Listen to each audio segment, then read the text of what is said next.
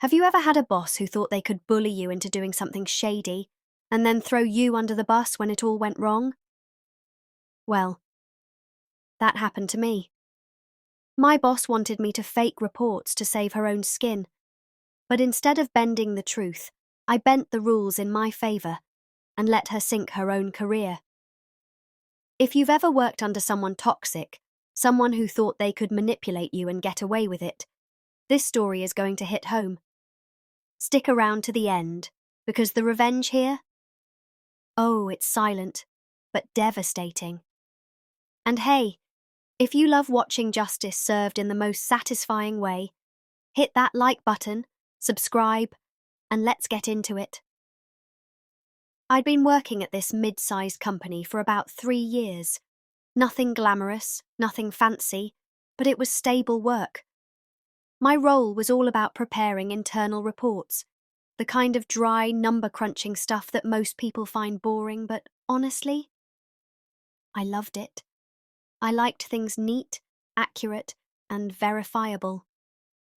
My boss, let's call her Karen, because honestly that's exactly the type she was, had only been in the department for about a year.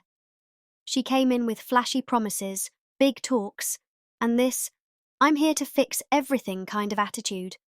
You know the type. But behind all that fake confidence, she was drowning. She had this obsession with looking good to upper management. She was constantly dropping phrases like, "We need to show results," or "Let's massage the data a little," with that fake smile tone that made my stomach turn. At first, I tried to give her the benefit of the doubt. Everyone's under pressure sometimes. But slowly it became clear. She didn't care about integrity, about accuracy, about the truth. She only cared about herself. It started small. She'd look at a report I'd finished and say, can we round this up? It'll make us look better." I'd push back politely, reminding her that accuracy mattered. She'd wave her hand and say, "It's just numbers. No one's going to check every detail." But over time, the requests got bigger. Whole sections she wanted me to adjust. Not outright lies, but misleading enough to make me uncomfortable. And then came the day. She marched into my office with that tight-lipped smile she always wore when she was trying to be charming. She closed the door behind her. Never a good sign. "Listen," she said, lowering her voice like she was letting me in on some big secret. "I need you to tweak the next quarterly report. We're under a lot of pressure, and leadership expects better numbers than we've got. Just make it look good." I froze. She wasn't asking anymore. This wasn't a suggestion. It was an order. And the worst part? She phrased it like I'd be helping the team, like I'd be the hero if I just bent the rules for her. My gut twisted. That night, I couldn't sleep. My brain kept circling back to one thought. If I do this, I'm the one who's screwed when it all blows up. Because here's the truth. Bosses like her don't fall on their swords. They don't take the blame. They push it down the ladder. And in this case, I was the ladder. I realized something.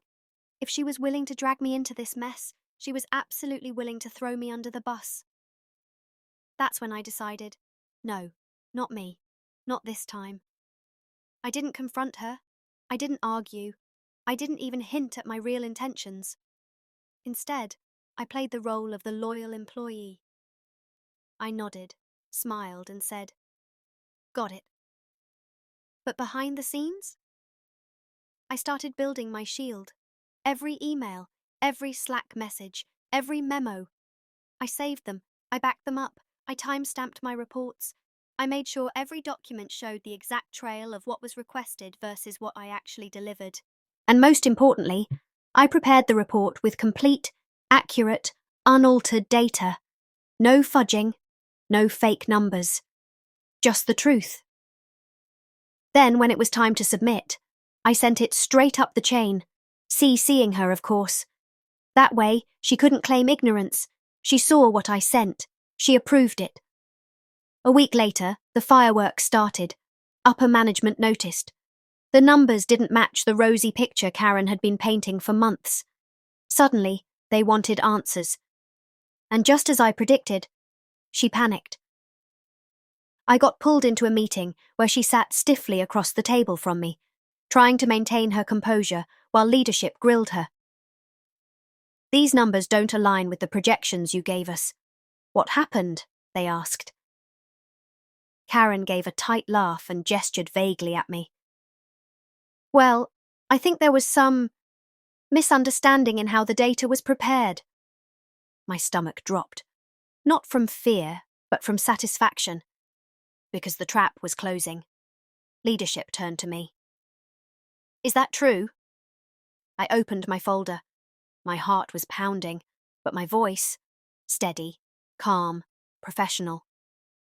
"Actually," I said, sliding the stack of papers across the table, "here's the original data set, here's the finalised report I submitted, and here are the emails with timestamps confirming everything.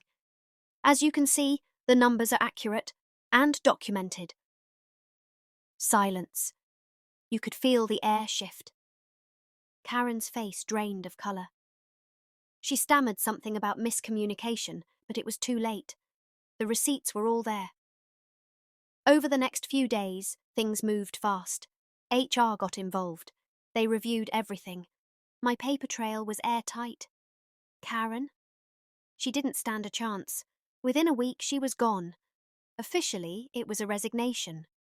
Unofficially, everyone knew she'd been forced out. And the best part? I didn't raise my voice. I didn't lose my cool. I just did my job, the right way, and let the truth do the rest. You know what I learned? Sometimes revenge doesn't have to be loud. It doesn't have to be dramatic. Sometimes the most devastating revenge is just letting someone's own lies catch up with them, while you stand calmly, holding the truth. And the satisfaction? Watching her walk out with her box of things, knowing she'd tried to use me as her safety net, and instead tied the noose around her own career. So, what do you think?